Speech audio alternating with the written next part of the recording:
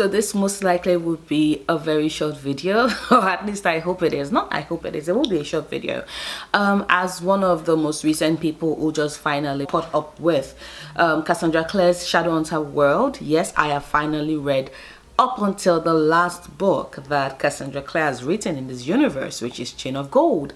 I figured I would do this is the right way to read the Shadowhunters books if it is that you do not want to get spoiled at all. Now please know that my list is not final, it's just the one that worked for me, or rather it's how I read the books with a couple of modifications, because I did get spoiled for some things and I would like you to avoid that. I'm also going to leave in the description bar below the link to Emma over at Emma Books. She has a more comprehensive video that is fully detailed on the various ways in which you could possibly start reading the Shadowhunter world. But here is this video.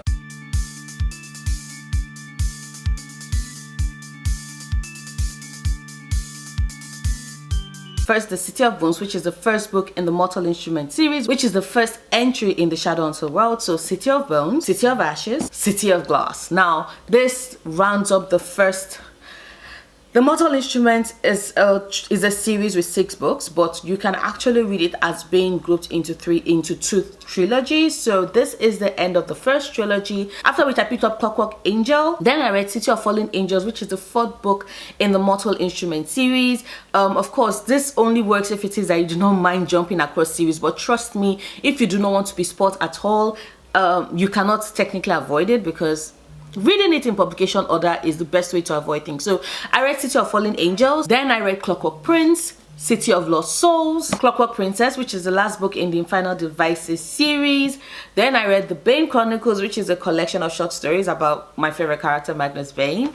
And then I read City of Heavenly Fire, which is the last book in the Mortal Instrument series. Now this is where things start straying a little, because I know I started this conversation by stating that you should read things in order of publication, but this is where, you know, no, don't, because next I would advise you read The Red Scrolls of Magic. Yes, now this is the beginning of the Elder's Curses, which is yet another trilogy, but this one centers Magnus Bane and Alexander Lightwood.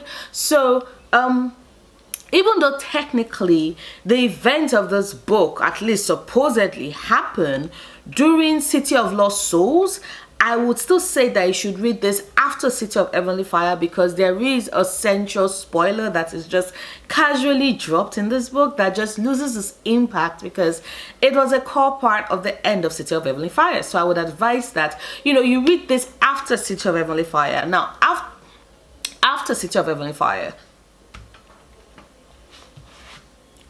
after City of Heavenly Fire, at which point I would say you should read the Tales from the Shadowhunters Academy. Yes, some people might not necessarily consider this important, or because it's not like a lot of the reviews that were made in this book were not covered in like other books, but I just think that for those little character moments in between when these characters are dealing with war, the novella bind-ups do work for giving us that brief moment of respite and helping us see these characters further. Plus, like, you get to see a pretty cool adoption take place in this book, and it made it more than worth it for me. Like, and a wedding, and a very sapphic wedding, like, made it more than worth it for me. So after Red Scrolls of Magic, I would advise you read Tales from the Shadowhunters Academy. Then you get started on the series, the Cassandra Clare series that I finally love and would die for, which is, yes, the Dark Artifices. So after Tales from the Shadowhunters Academy, Lady Midnight, then Lord of Shadows, after which, yes, here is another way in which I think you should not follow the publication order, because I would recommend picking Goats of the Shadow Market, which is a collection of short stories that basically follow Brother Zechariah. And I think it's important because there are certain things that are revealed in this book that is important. And this is why I think you should read Red Scrolls of Magic before this book, because there's a certain character and a certain event that takes place on a certain train in Red Scrolls of Magic, and this character is brought in here in relation to Alec, and like, you can read it in any order, but it just makes it much more impactful when you read it, when you see her in this book. But anyway, I would say read Ghosts of the Shadow Market, but stop immediately after you're done with True Blood and Fire, right? That story, yes, do not read The Lost World, because spoiler alert, I wish somebody had told me. But yeah, this is where I disagree with Emma's video, by the way. Even though I do love that video, and that video saved me with my reading process. You know, the same thing with the Red Cruise of Magic. Like, this is just the only bit that is different with Emma's video. So I would say, because there's a major spoilers there, like after that it's spoilers. So True Blood and Fire, once you're done with that, close this book, then pick up Queen of Air and Darkness, because yeah, the last book in the Dark Artifices series. Is after you're done with Queen of Air and Darkness that I would recommend you then pick, or you now pick, The Lost World and the last book in the bind-up, which is Forever Fallen. So yeah, like if you do not want any spoilers, definitely what I would recommend. And then finally, the first book in the Last Hours trilogy, which is the newest trilogy that Cassandra Clare is putting together, and that is Chain of Gold. Now honestly, this can come after, you know, the Dark Artifices, or you can also read this after the Infernal Devices. The Infernal Devices being these 3 books, so Clockwork Angel, Clockwork Prince, and Clockwork Princess. So after the Infernal Devices, you can actually start reading the Last Hours series, which,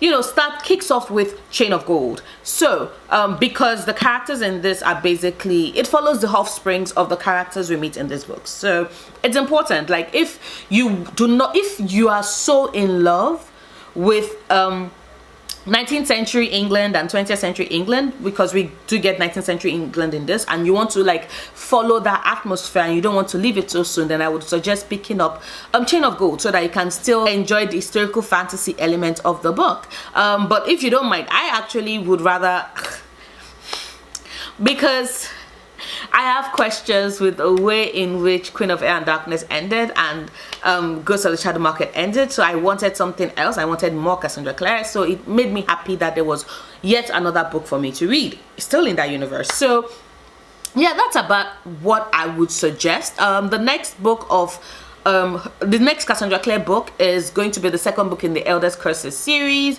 and that is Lost Book of the White, right? And that is coming out in September, right? So when that gets released, based on the events of that, I would maybe place it after, say, Tales of the Shadowhunter Academy, but before Lady Midnight. I'm not sure yet. When I read that, I will probably do an update of this list. But yeah, I cannot believe I've started making Shadowhunter content, but yes, Cassandra Clare did win me over, and I personally think that the order in which I've advised is definitely the order that will make sure that you avoid any spoilers whatsoever. Like, I do not want you spoiled for anything. And the reason why I still say read Red Scrolls of Magic, right, after City of Heavenly Fire, but before you kick off with the Dark Artifices, is because a certain character shows up, right?